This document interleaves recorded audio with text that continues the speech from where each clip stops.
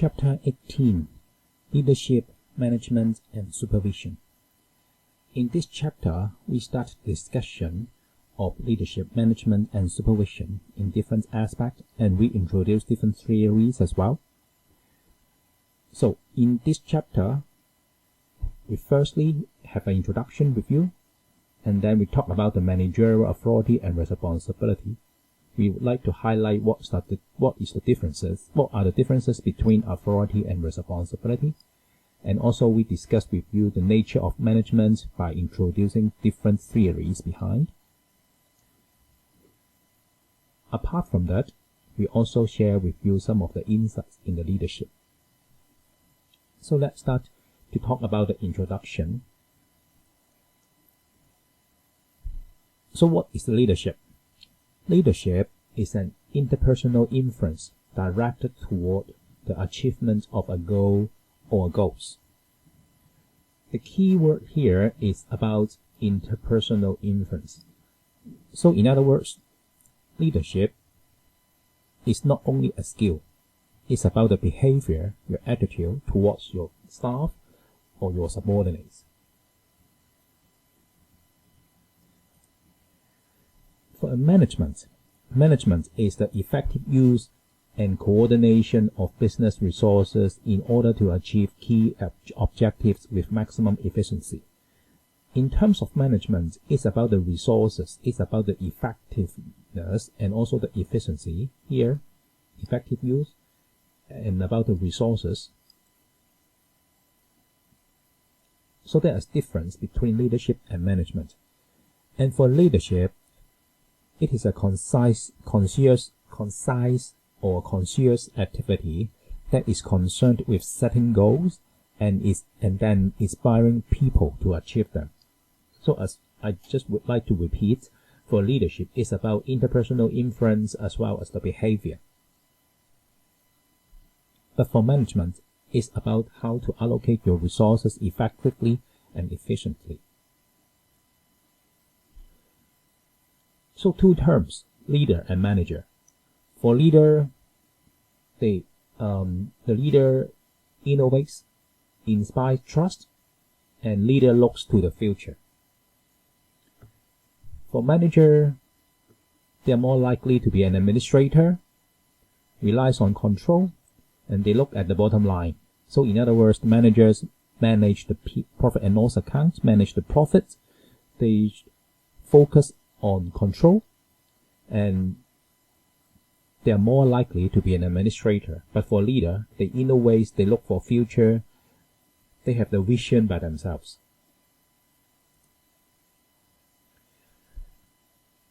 After sharing with you the differences between leaders or leadership and management, and then we introduce another terminology which is called supervisor. For supervisor, it is a person given responsibility for planning and controlling the work of a group of employees. And they are responsible for ensuring that specified tasks are performed correctly and efficiently by the group. Supervisor is not the same as manager.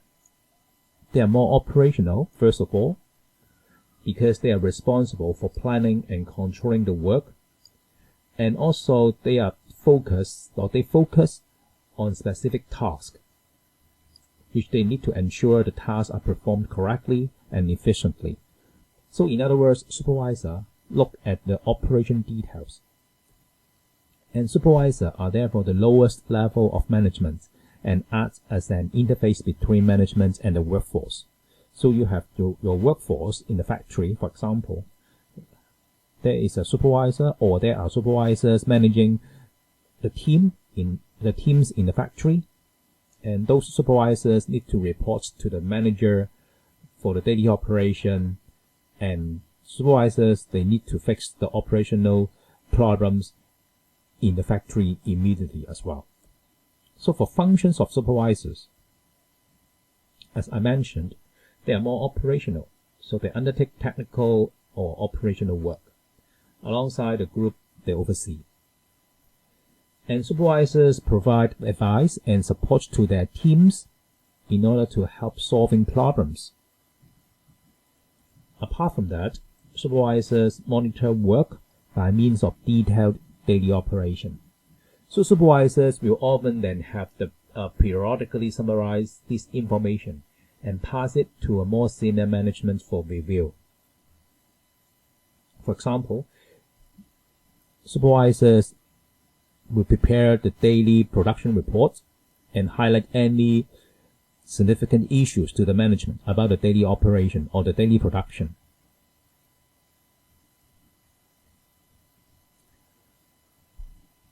After introducing the differences between leaders and manager, and also we introduce what is supervisor, then we move on to talk about the authority and responsibility by the manager. For managers, they have the authority to ensure staff follow their instructions. So it's their role. The managers have their role, and they have the authority to ensure staff follow their instructions. And what is authority then? The question here. For authority, it refers to the relationship between participants within the organization. So to be exact, authority is the right to give orders and the power to exact obedience. That means for authority, if you are authorized by say, for example, by the senior management, you have the right to give orders to others, and you have the power to exact obedience. So here is the term or the explanation of authority. And it's also about the relationship as well. Depends on your seniority in an organization. And for responsibility, it is the liability of a person to be called to account for their actions. It expresses the obligation a person has to fulfill a given task, and responsibility cannot be delegated to others. So here is very important for me to highlight. Here, responsibility cannot be delegated to others. So what does that mean? You are responsible to do a task, and you can delegate the task to other persons. But your role is to monitor the task, whether the task is performed by your delegated persons correctly and smoothly. If there's any issue, then you are still be responsible. So here is an example. If a manager is responsible for a given task, they may choose to delegate it to a member of their team, and if they fail to perform the task in a satisfactory manner, the manager is still responsible or accountable for this failure. So responsibility cannot be shifted or delegated to others. It's the obligation a person has to fulfill.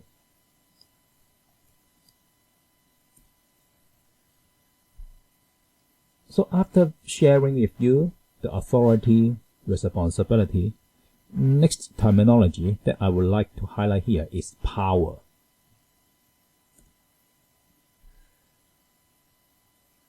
First of all, authority and power is different. Authority is the right to do something, while power is the ability to do something. So for authority, as I'm sharing with you, the definition of authority is the right to give instructions to others for doing something. But for power, is the ability for a person to do something. For example, a manager may have the authority or the right to ask one of their team to undertake a certain task. However, the team member could simply refuse. Power is what enables the manager to ensure that the team member will comply with the request. So in other words, you have the authority, but if you don't have the power, the other team members will not follow you as well. So you should have both authority and power in order to do something. And there are different types of power. So let me share with you based on French and Raven theory. There are 5 types proposed by them. First, reward power. This occurs when one person is able to reward another person for carrying out their orders or meeting other requirements. For example, some managers may be able to offer pay rises to their subordinates, so the managers have the reward power in order to give instructions to their team members, and the team members have to follow because they have to respect the manager, as the manager has the reward power. The manager determines their pay rises. Next, coercive power. This is based on one person having the ability to punish or another person for failing to carry out their orders satisfactorily. This could include the threat of pay cuts or demotion. So it is the opposite of the reward power. I'm not rewarding you, but I would like to punish you. So you are still fear about myself and you are still follow my instructions because you have your fear. I have the coercive power to give you instructions for you to follow because I can punish you. And the third type of power is expert power. The expert power occurs when one person is regarded by others as having special expertise or knowledge that others do not. One example here, like the professional accountant. When the professional accountant work with his client, the client respects the professional accountant because of the expert power. The client, for example, is a CEO who is a very strong sales background, but just little knowledge about accounting standards or corporate governance. So the CEO need to have the advice from the professional accountant and respect him, because the professional accountant can exert his expert power over the CEO on the accounting matters. Reference power. It is based on the personal qualities of the individual and often occurs when one person identifies with or wishes to imitate another. Reference power is usually observed in the modern days by, say, the key opinion leaders. For example, because of the key opinion leader, because of his personalities, very good qualities as well of an individual, many people respect these key opinion leaders. They want to imitate the key opinion leaders as well. So the KOL or key opinion leaders have the reference power by the fans or by his followers. Legitimate power. This is power derived from being in a position of authority within the organization. So, for example, other employees may follow the instructions of the senior managers simply because of their position at the top of the organization's hierarchy. So after sharing with you 5 types of power, so let's move on to discuss about the link between authority and responsibility. Here we would like to share with you the relationship between these two different concepts, and the balance between authority and responsibility is critical for managers to perform quality works. Especially for a manager, he has the authority maybe, whether he has the responsibility. So these two are mutually important to perform quality works by a manager. So if the authority and responsibility are not balanced, so let's see what will happen. If a manager is responsible for a task, but he has no authority to do it, so let's see what's happened. So when a manager is held responsible for, say, timekeeping, but does not have the authority to discipline subordinates who are regularly late. So what happened? The manager is likely to become frustrated and demotivated because they lack the power and authority needed to meet targets they have been made responsible for. So let me elaborate here a bit. For this manager, he has a task to monitor the subordinates about whether they are late or not. But he has no authority to have any disciplinary actions on the subordinates. And the manager is like just take the record only, and he cannot fulfill his goal or objective, say to reduce the number of staff being late. He cannot control it because he has no authority to discipline anyone. Then the manager will be frustrated and demotivated to have this task because he has no authority to do it.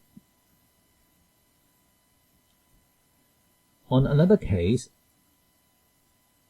a person or manager has the authority but without any responsibility. So what's happened? Say, for example, a personnel department or HR department may have the authority to employ new members of staff, but are not held responsible for the quality of employees that they have selected. And managers who are not made accountable for decisions and actions may act in responsibility, as they do not expect to suffer any negative consequences. So for those staff in the personnel department, if it is the case, their task is just need to fulfill the vacant position, and they are not responsible for the quality of staff, whether they can fit into the organization and they can work well with the management or other colleagues in the organization. It's not their responsibility. So the personnel department, they just like an administrator to process the paperwork, the documents, to have the new headcount joining in to fill up the vacant position. That's it. So the HR or the personnel department, they don't care about any negative consequences suffered by the organization. So after sharing with you the authority and responsibility, so let's move on to talk about some theories on management.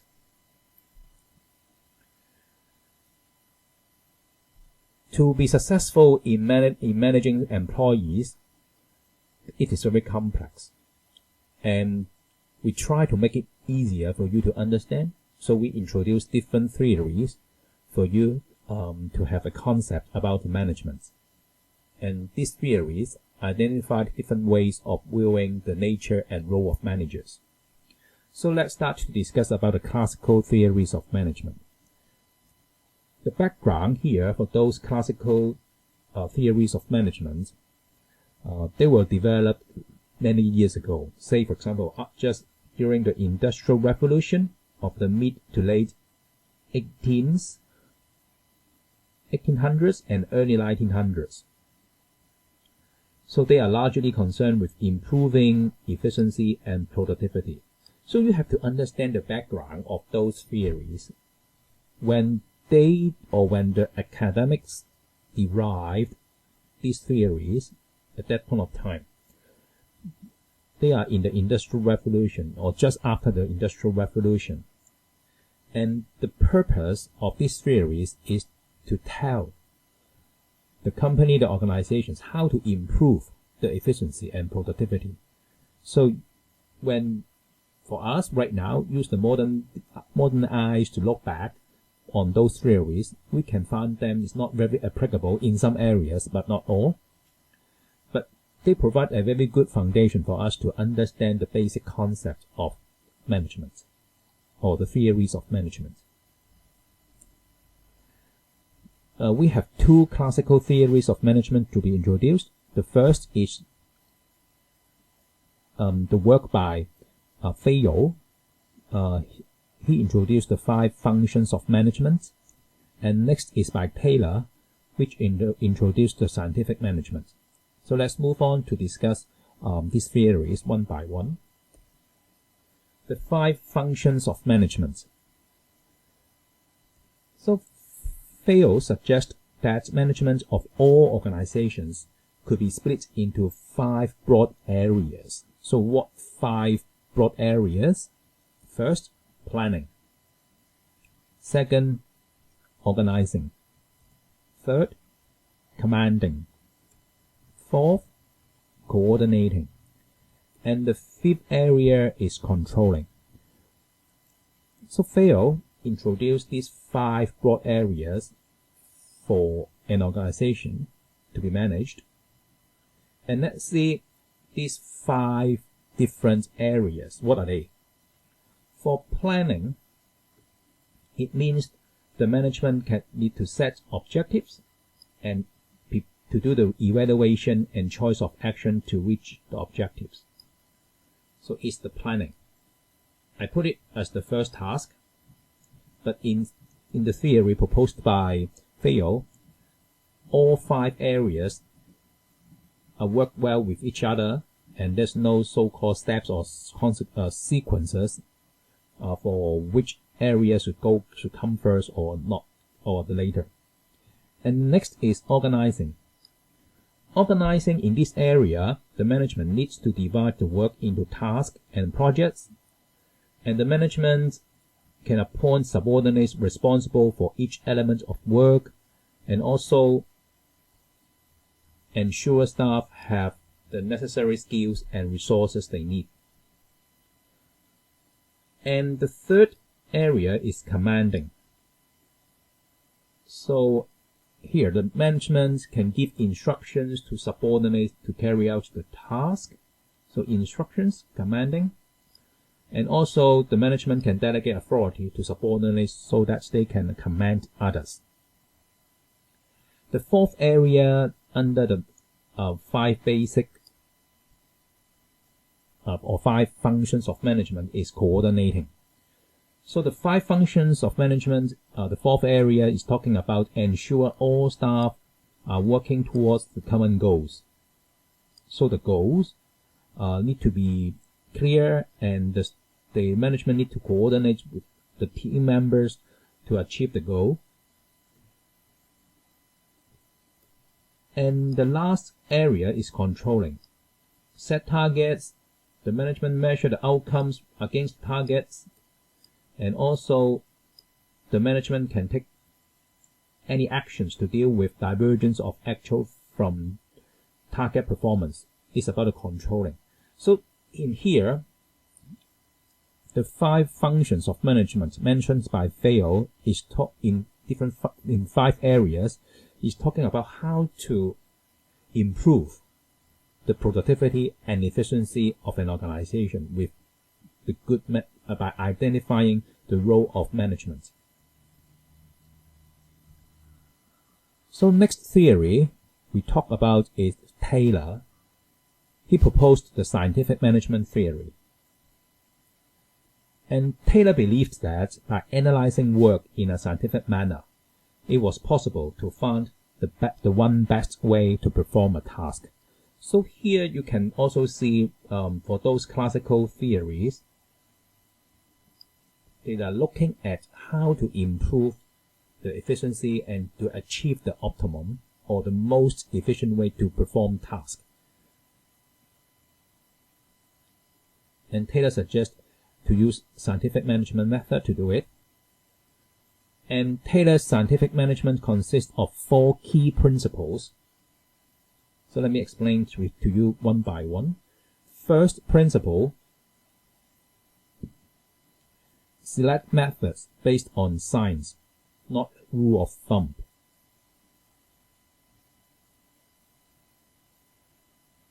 Such as tasks should be analyzed in detail to determine the most efficient method to use. So for management, they have to focus on the most efficient method to use by doing a task on a scientific way. And second principle, assign workers job based on their aptitudes. So only the most suitable people should be chosen, trained, and developed for each job. So not everyone is suitable for every job. Most suitable person or people should be chosen to do it. It's also aimed at improving the efficiency and achieve the most efficient method. Third, the third principle here is monitoring worker performance. Managers should make all key decisions and provide detailed instructions to workers to ensure that work was carried out in the most efficient way possible. And the fourth principle is properly divide the workload between managers and workers. So why we need to do it? Because work was to be divided between managers and workers with close cooperation between both groups to maximize efficiency. So you can see from Taylor's point of view, efficient is the most important in the management. So he suggests scientific management on these four principles highlight on efficiency or whether it can improve the productivity.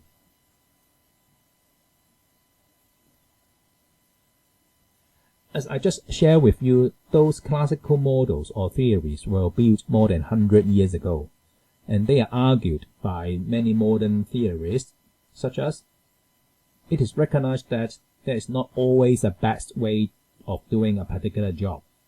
Because for the old days, they are looking at just improved productivity and efficiency by the management in the organization. So they just look at it. But nowadays, we know there's no best way of doing this, doing a particular job. And managers realize that employees can have valuable insights. So respect everyone's insights into a job and can make important suggestions for improvements. In other words, in modern days, it is an interaction between managers and staff. But in the classical days or classical models, they think the communication is more on one way. That is, the managers or management give instructions to the staff or to the workers. So the workers just follow the instructions and perform to achieve the most efficient way. And many workers are motivated by factors other than financial rewards. So in the classical theories, they assume the workers are motivated or mainly driven by the financial rewards.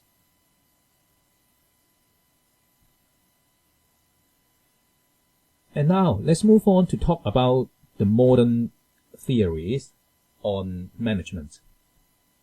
In the modern days, the theorists they look at the functions of a manager instead of just improve, or the manager is just to improve the overall efficiency and productivity. So right now it's more complicated or more comprehensive to look at the role of manager. So they proposed the functions of manager is different. And there are two theories explaining it. First, Drucker's 5 basic operations. It discussed about the manager in different basic operations. It's not the same as Fayol, because for Fayol, he explained how the manager to improve the productivity and efficiency. But right now we talk from a different angles on seeing the manager. So Drucker's 5 basic operations, I will share with you more on this later. Another theorist is Mintzberg's 10 skills of manager. So let's go through these two theories one by one. For Drucker 5 basic operations, he argued that all managers perform 5 basic operations, the main focus being economic performance through setting objectives and controlling performance.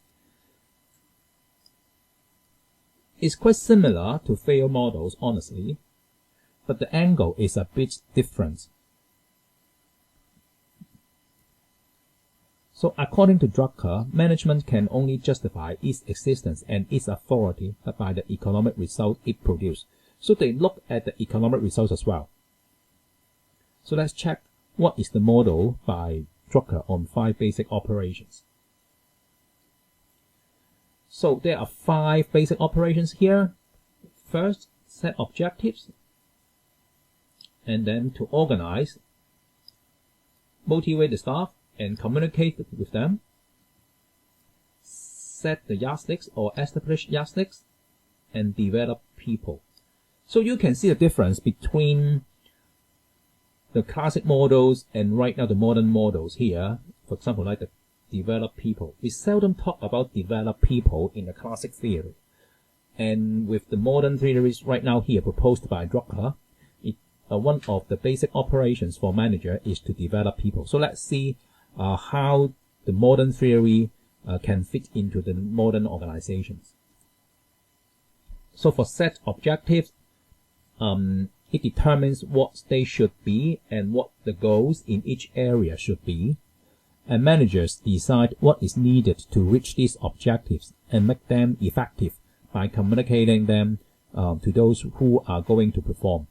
So you can see the organize. Organize means analyzing the activities, decisions, and relations needed. For example, managers classify the work, divide into manageable activities, and further divide the activities into manageable jobs. So you see the manager is organizing, and they group the units and jobs and select people for the management of the units and for the jobs to be done. So in other words, the managers need to organize the resources, not only about the people, but also about the steps, the flows within the organization to perform. Another basic operations of a manager is motivate and communicate. It is making a team out of the people that are responsible for various jobs. And the 4th basic operation here is establish yardsticks. By making measurements available, so there should be some measurements which are focused on the performance of the whole organization and focused on the work of individual. And how them to do it. Managers analyze, appraise, and interpret performance. So here for manager, it's not just to motivate and communicate. They need to set up the target, the work target, or even the measurements for the staff or the employees. So they can motivate them, they can appraise them, and they can analyze the performance report with the staff in order to develop people. So the 5th basic operation for the management or for the manager is to develop people. It's not just develop others, but also they need to be developed as well. So here are the Drucker's 5 basic operations. Remember, from the set objectives, organize, motivate and communicate, establish yardsticks, and develop people. And you can see a difference is we are seldom talk about efficiency and productivity.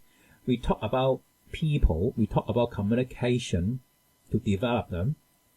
So it's the change from the classic theory to the modern theory. And the second theory we would like to share is Nitzberg, the 10 skills of manager. He identified 10 skills that managers need to if they are to maximize their effectiveness. And the skills are grouped into 3 main categories, namely interpersonal, informational, and decisional. So let's check. There's 10 skills here, and I will share with you one by one from the left. Interpersonal. First, figurehead. It means one skill of the manager is the figurehead. Like, he acts as a symbolic role, be inspirational, even to resume the legal duties as well. For example, the manager he needs to receive visitors and make presentations, for example, because they are the figurehead or the symbolic role of the organization. They represent the companies.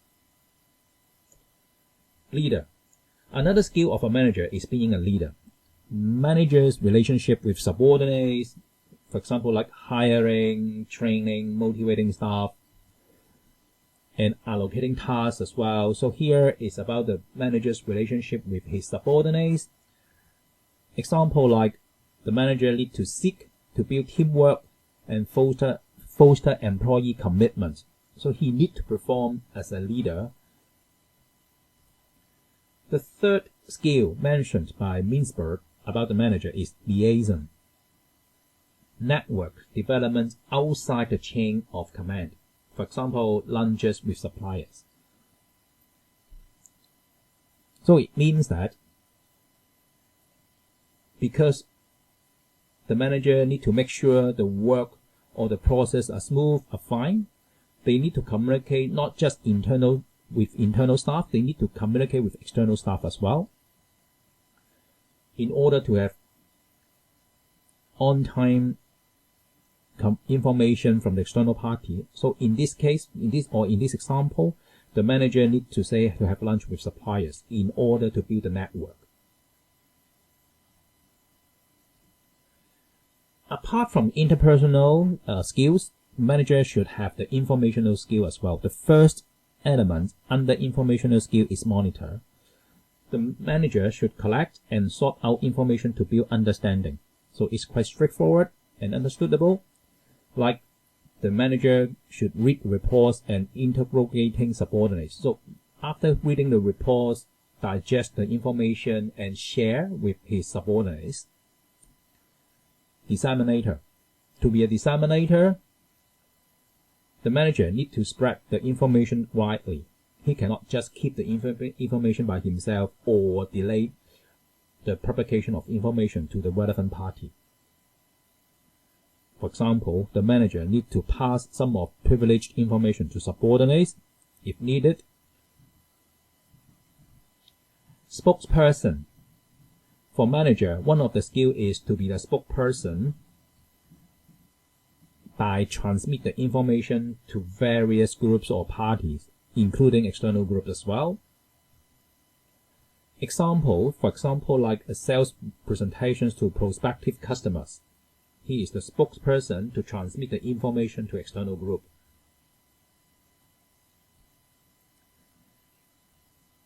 The third category here about the skills of manager is decisional. Manager should be entrepreneur or look like entrepreneur because he is looking for problems and opportunities to discover for improvements, like to launch a new idea or introduce procedures such as cost reduction scheme. The manager should have the ability to do it. Disturbance. Manager should respond to pressures over uncontrollable departments. One example is strikes. Managers sometimes they need to manage the strikes within the factory, for example, and they need to have a characteristics to face the people or stand in the public to solve the problem. Resource allocator is another decisional element, and for manager, he chooses from among competing demands for money and other resources, so he knows how to allocate the resources efficiently and perform. One example is he needs to make a decision on approving a project or approving an investment project that incurs a lot of money for the company. He needs to analyze and then to make the decision.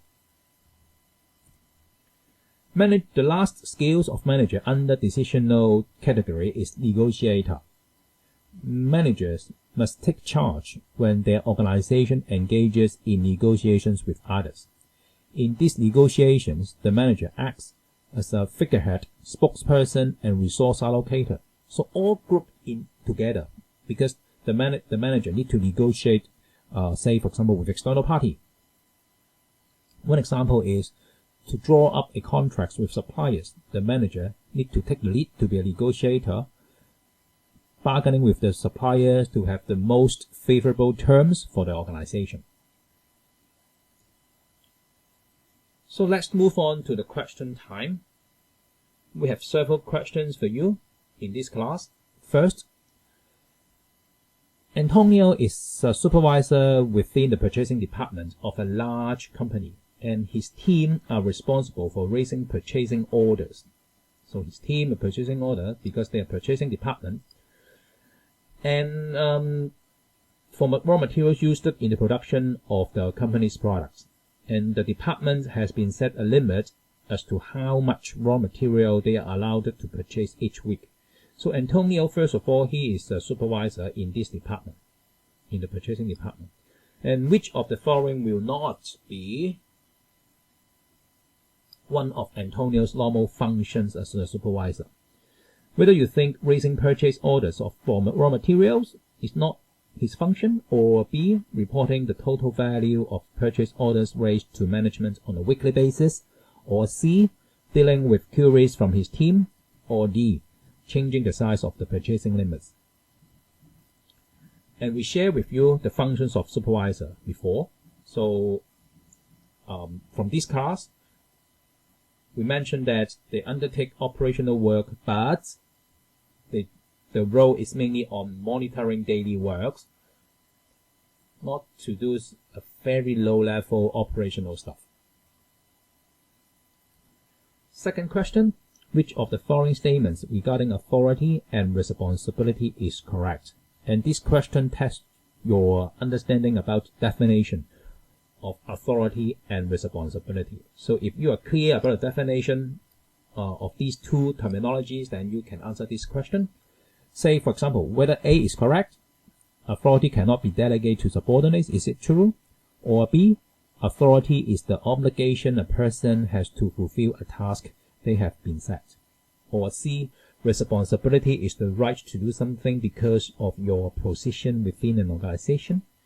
Or D, responsibility cannot be delegated to subordinates. Okay, we have explained very clear about the definitions of authority and responsibility. So I'm quite confident you can answer this question. And next, if a manager justifies an instruction to a subordinate by saying, because I am a qualified accountant, the manager is relying on which of the following bases of power? We mentioned different types of power, so whether this statement is demonstrating which type of power, whether it is reference, A, or B, reward, or C, legitimate, or D, expert. Okay, remember here, do you think which one is the most appropriate? Next question, which of the following statements best describes the classical approach to management? Okay, we mentioned about the classical approach. So there are two theories we mentioned. One is the Vail theory, the other is Taylor theory. First, different employees will be motivated by different things. Is it best described? Or B, communication should be encouraged. Is it mentioned by the classical approach? Or C, one best approach exists. Or D, an employee is considered an input to the organizational system. So remember, we have shared with you the classical theories of management. So, and also we explained the differences or the development of those theories of management from the classical days to modern days. So here, this question, if you remember what we discussed, then you can pick the right answer here. For this question, it tests your knowledge on modern theories on management. According to Misberg, managers need to be able to collect and sort information to enable effective decisions to be made. And which of Misberg's 10 skills is this a description of? Whether it is A, leader, or B, monitor, or C, resources allocator, or D, liaison.